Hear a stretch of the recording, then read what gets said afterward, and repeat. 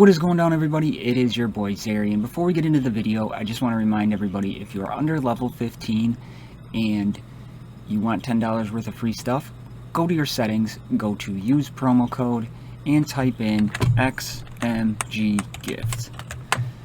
You do that, you'll get $10 worth of free stuff. It helps support the channel. So if you're under level 15, make sure you're using that promo code XMGGift. Enjoy the video. What is going down, my YouTube family? Your boy Zary. We're here. It's that time already. July is coming to a close, which means quarter 2 is pretty much in the books. Time to rank all the champions in the game. There's 85 champions in the game, and I'm going to make this as easy and simple. This is the only time I'm going to explain how I rank them, so we're going to get that out of the way real quick before we jump into it. These are simply just my rankings. People like certain characters more than I do. People like them less than I do. These are my rankings. This is the way I view the characters and the champions, so that's how I did it. And as always, I have a list of every single character in the game. I look at the character and I said, who is the... If I had to pick one character to start a team with in the game, who do I want? Or who don't I want? And I cross it off. And that the first person I crossed off is number 85. I take into account, I got a lot of feedback on not including leaderships last time, so I did include leaderships, but I also took into account of the count of their kit. They could be a great lead, but their kit's awful. So the lead's going to push them up a little bit, but they're not going to go any higher because their kit is awful. That is included how they do in raids, how I feel they could act as a plug-and-play character within the game and tournaments and things like that, and I'll kind of go over that when I review each character. I'm going to do each character, or each breakdown. There's 85, so in this video we will have, I'm going to kind of make this one a little bit longer. We will have 85 through 71 in this video, so this is going to be the longest one. I'm going to try to keep it as short as I possibly can, so if you have any other questions, write them in the comments and I'll get back to you, or find me up on Discord.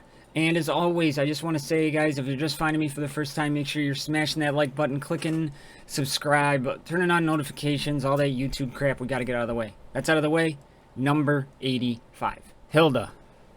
To me, she's the worst character in the game, and I just don't like her. She has no place in this game for me.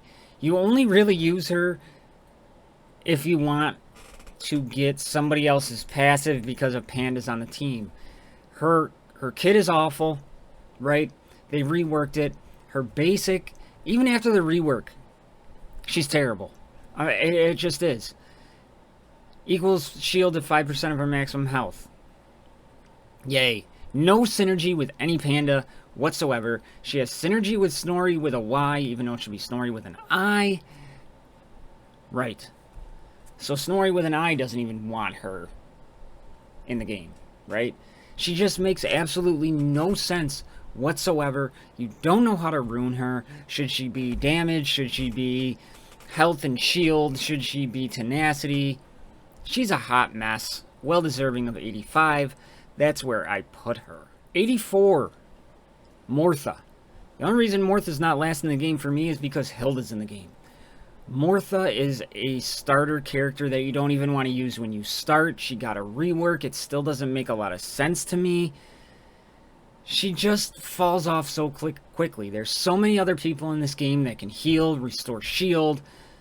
She doesn't even really have a home in the orcs. After you get Soleus, or if that's the route you take it when you get Soleus first now.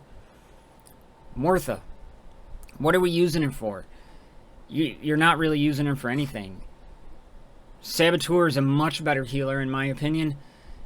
And he's just as easy to get as Mortha. So, to me, Mortha just has no home.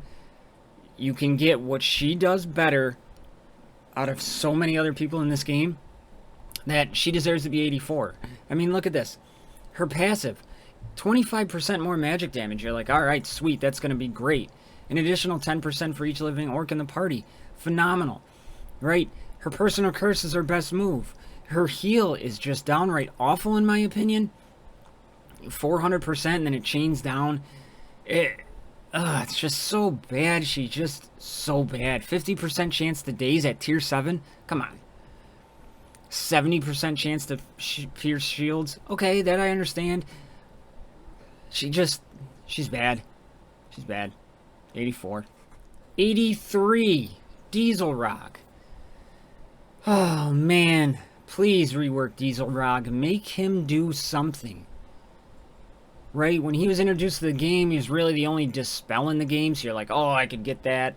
He has better synergy with goblins than he does with orcs. His kit is kind of like a jumbled mess. 240 physical damage. If the hit is critical, removes 2 buffs for each living goblin in the party. What? Like, why goblins? Put him with orcs and he would shine. Right? You just take out that goblin synergy. He runs better with the goblins. It's so bad. 70% chance for an armor decrease. His kit is so dated, he needs to be reworked. He has synergy with old lore, who's just frankly terrible to me. Some people like him. I just don't like him at all. And then his passive ability increases physical damage for each living orc and a crit chance for each living goblin. So who are you putting him with? What are you doing with this guy? You want him to crit, you want him to do damage. He's slower than all could be. His physical damage isn't that good. Diesel Rock just is bad. 83. 82 is Rin the Unseen, and Rin the Unseen has tumbled down my list. And she's not getting playtime. Her physical damage isn't where it should be. She really doesn't synergize a lot with the other pandas. There's other damage dealers out there. I mean, Shaolin now does better damage, in my opinion, than Rin the Unseen. Battlegrounds, you don't really see Rin the Unseen in top-tier battleground teams. Right? When she first came out, it was cool, but her basic ability, she's throwing them randomly. Only 100% physical damage on a basic. That was after the rework. 150 on an AoE? What? It's just not there, right? You know, she gives the counterattack and the damage increase, but then she gives herself invisibility. She's not going to get hit, so why do you have counter? It's just a jumbled mess. I just don't like the way she works. Shaolin does better damage. Master Duo does better damage. Uncle Ho does better damage.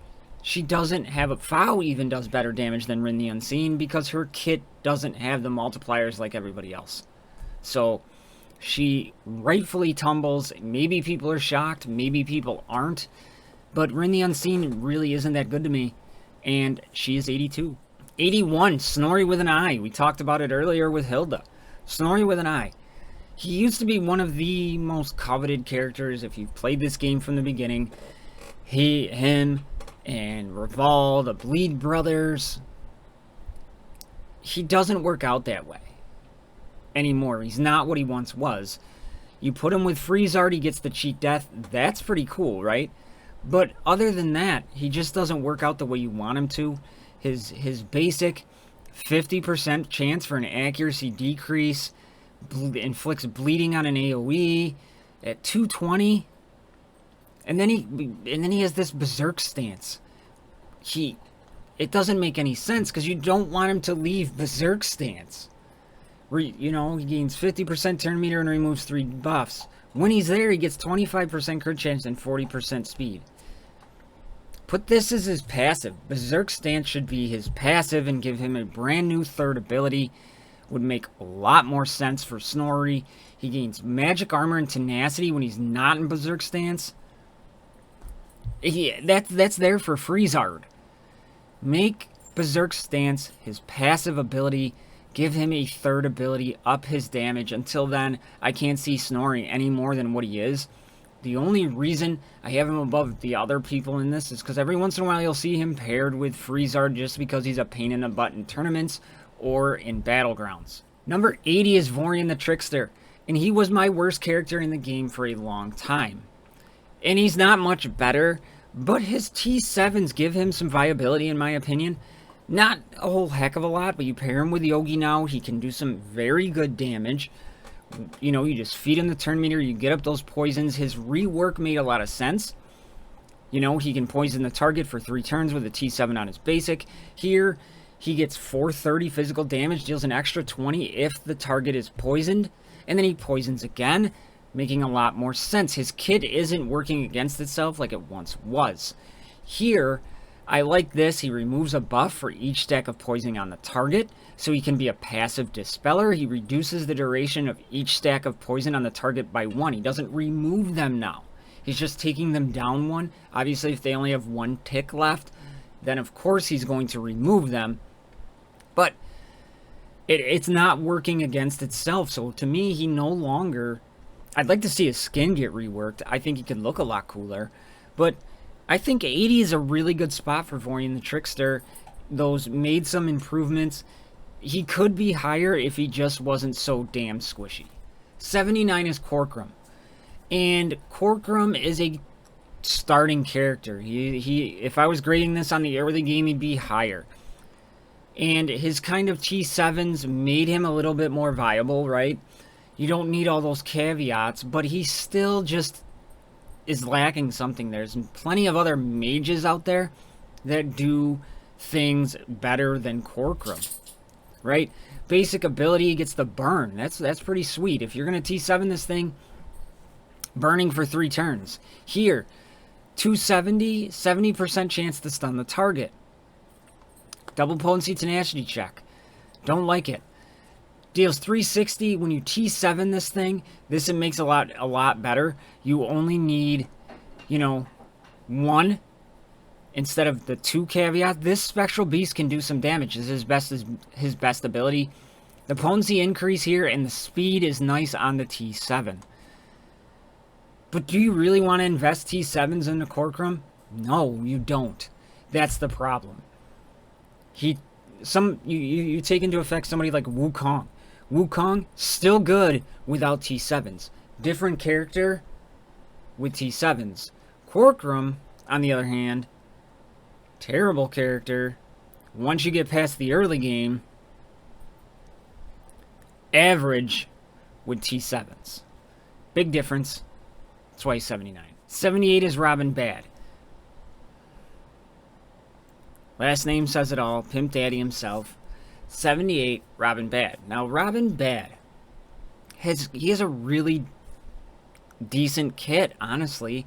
He's just hampered by being slow and squishy. You take this guy to gear 13, you might have something. But you don't want to invest all those mats into him, right? Tier 7, 310 on a basic, can't be dodged, critical hit, reduces turn meter. Sounds really, really good. Right here, tier 7, 325 to 3 enemies, gains critical chance increase. Right here, he gains a crit damage increase and applies it to all allies. He gains a damage increase for 2 turns. All allies recover 25% turn meter. His mini rework with his T7s made him a lot better than what he once was, but he's still, in my opinion, not really worth investing in or going after unless you got nothing else to work on. You can get him up to 13, reap his benefits a little bit, but until then, pass on him. 77, we're getting into Aurelia, and Aurelia, I'm probably saying her name wrong because I always do. She can do crazy amounts of damage in the raids. Other than that, do people really talk about her? No. So I can't put her in the bottom 5 or 6 because she does a little more things than that. I mean, she's okay in the beginning of the game. She does have some decent abilities, but again, she's squishy. And to get all of that stuff to happen in the raid, she needs so many people around her. She is the worst healer in the elves, in my opinion. She's more of a quasi damage dealer with healing as a bonus. So she just needs something more, and it's missing. And if, she can do crazy damage, like I said, but you got to have so many other people with her. It's all got to fall right. So it's not something she's going to do all the time. So Aurelia falls here at 77, I think. Yeah, 77. Check my list. 76, we jump over to the demons and Venomate. Now, Venomate was tricky for me. He's not as bad as 76 implies. It's just there's so many people I would rather have over Venomate. He kind of needs to be paired with people to really reap his true benefits, right? You know, 300%. You gotta put T7s in him. At 300 magic damage, applies poison, has some really good synergy with Kyra. One of his moves here, he applies crit damage increase, haste crit chance increase for 2 turns, and recovers 100% of the ally's turn meter. This move is great. Give me buff over him any day.